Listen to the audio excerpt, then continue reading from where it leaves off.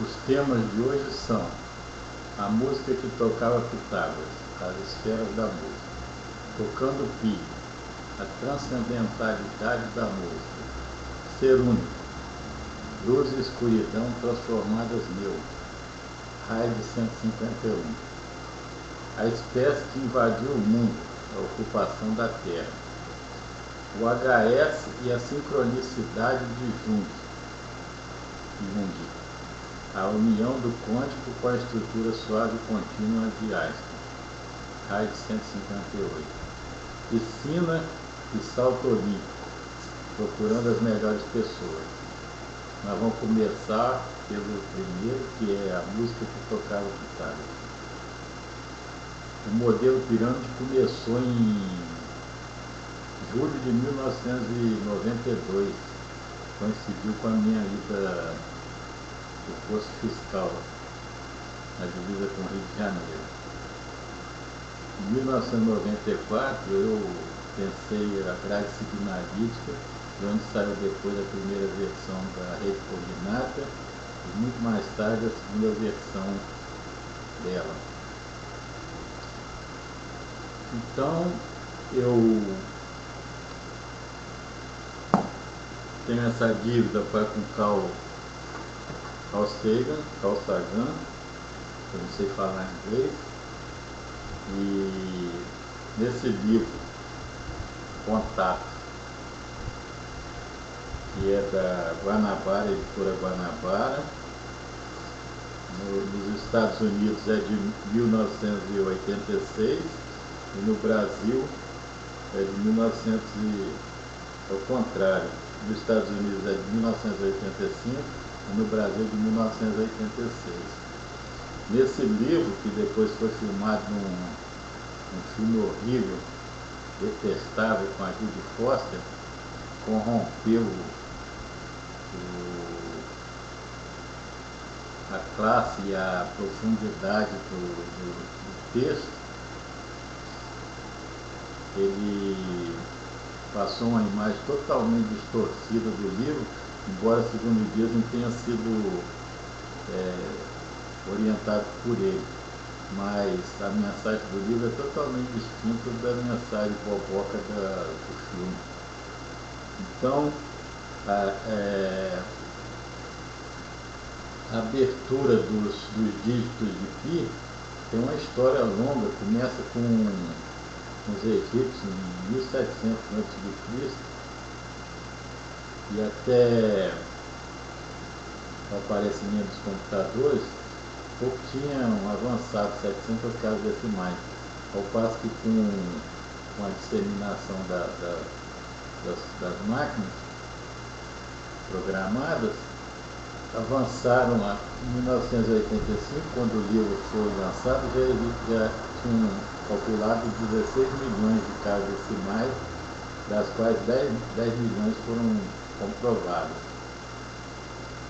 E até agora, as diferentes notícias da internet dão conta de ter ultrapassado muitos 200 bilhões de casas que existiam antes e ter chegado a 2,7 ou então 5 trilhões de casas decimais, e outros falam 51 trilhões. Eu não sei exatamente quanto é. No livro, Carl Sagan fala de uma hipótese de que Pi aberto e muito lá para dentro, lá para o interior do transcendental, começariam a aparecer zeros e uns, que sendo da base binária, desenhariam diagramas e instruções para construir a máquina que aparece no filme. No filme vai só uma astronauta americana, enquanto que no livro vão vários, inclusive russos e tal. Então, Carl Sagan fez uma hipótese de que muito lá para bilhões de casas decimais lá para dentro começaria a aparecer desenho de máquina. E eu imaginei o seguinte, que Não faria muito sentido Deus ficar escondendo as coisas. Pelo contrário, ele iria querer mostrar. Agora, certamente são coisas muito complexas, não é possível apreender de pronto assim na primeira olhada e a primeira piscadela. Tem que ser persistente, tem que ser dedicado. Então eu fiquei imaginando que a mensagem apareceria logo no 3 e não lá para dentro. Então, depois de muito tempo, eu cheguei à conclusão de que em Pi existem duas linhas, duas fitas, conforme eu chamei. Uma fita binária e uma fita par. Por esse sentido, eu ainda não consegui captar porque tem outras tarefas. A fita binária tiraria do número de Pi, número decimal. Oi, querido, vem cá. Aí é Silas. Silas é o labrador de Gabriel que está comigo. Tiraria o 1 de 3, 8, 14, 159, 2 e por aí segue. E ficaria 3 menos 1, 2. 1 menos 1, 0. 4 menos 4 não tira nada porque é par. Aí fica 4 mesmo. 159 tira 1, fica 0. De 5 tira 1, fica 4. De 9 tira 1, fica 8. E assim por diante. Então formam-se duas linhas, duas fitas. Uma fita binária e uma fita par. Só que eu não pude avançar nessa linha porque não tenho as super máquinas, supercomputadores. Na realidade eu passei a chamar de programáquinas, porque são programas máquinas. Conforme eu falei das outras vezes, eu não vejo os pares polares como pares. Eu vejo como uno, como os antigos pré-socráticos. Depois Plotino e outros. Eu não vejo a mônada de Leibniz, eu vejo juntos, esquerda e direita, ser não ser, luz e escuridão, luz e sombra. Eu não vejo mais como se fosse dois polos separados e antagônicos. Eles são opostos complementares, eles existem separados para poder permitir o funcionamento. Então, homem e mulher existem separados para permitir o funcionamento da família em melhores condições. O sexo foi inventado para abrir as possibilidades. Então, quando eu deparei com Pitágoras, que é tratado como um tolo, ao mesmo tempo as pessoas não sabem o que dizer, e nesse meio tempo elas o veem como se fosse um idiota, e ele não é nada disso, é claro, é um camarada muitíssimo esperto. Eu tenho vários livrinhos dele aqui em casa. Por exemplo, esse é Pitágoras e o tema do número. Esse é Pitágoras numa vida. Esse é Pitágoras. E esse é Pitágoras, Ciência e Magia na Antiga Grécia. Então, ele está muito longe de ser um bobó. Ele escreveu, conforme algumas pessoas sabem, sobre os números. A escola dele é chamada Escola Pitagórica, que ele é de 580 a 500, por aí, na Grécia, antes de Cristo. Ele criou uma escola pitagórica, que estudou os números, existem inúmeras histórias e anedotas a respeito dele. Ele dizia que ouvia a música das esferas. As pessoas achavam que ele era lunático porque achavam que ele estava ouvindo a música das estrelas, e que possivelmente existe mesmo. só que de uma outra forma. É preciso que os cientistas estudem os períodos dos planetas e os cursos das estrelas e associem as frequências que denotam as notas a esses períodos. Ainda existe muita coisa para fazer. Então eu peguei as notas, porque no modelo os elementos vêm em grupo de 4, com um centro. Então 4 e um centro. E esses elementos eu imaginei que, por exemplo, os elementos dos nossos sentidos, visão, audição, paladar, olfato e tato. Então as coisas que iriam ser feitas para a visão teriam que ser feitas para os outros sentidos. Eles constariam de sete elementos. Então a audição relativa aos sons teria 7 notas, como são mesmo. E aí as notas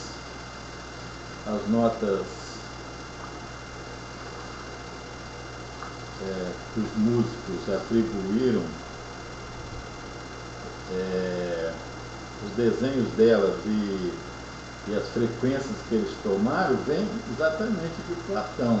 As repartições das cordas, que é uma coisa muito interessante, conforme ele descobriu que as cordas partidas em tais ou quais posições produziam consonâncias que eram agradáveis ao espírito humano, ou seja, afetavam a psicologia.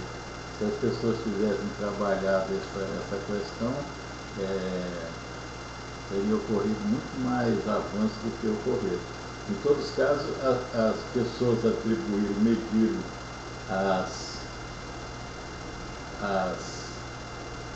as frequências em hertz das notas que os músicos criaram. Ficou assim: 256 Hz para Dó, 288 para Ré, 320 para Mi, 341,3 para Fá, 384 para Sol, 426,7 para Lá e 480 para Si. Eu peguei e dividi todas elas por 256 Hz.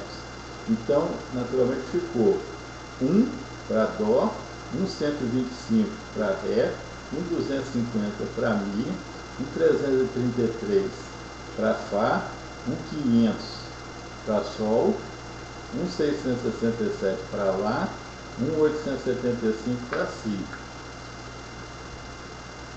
Aí peguei e dividi de novo por 0,125, que ficaria para obter as frações logo a seguir, que ficaria naquela sequência já citada: 8, 9, 10, 10,664, 12, 13, 336 e 15. E aí eu fiz uma correção,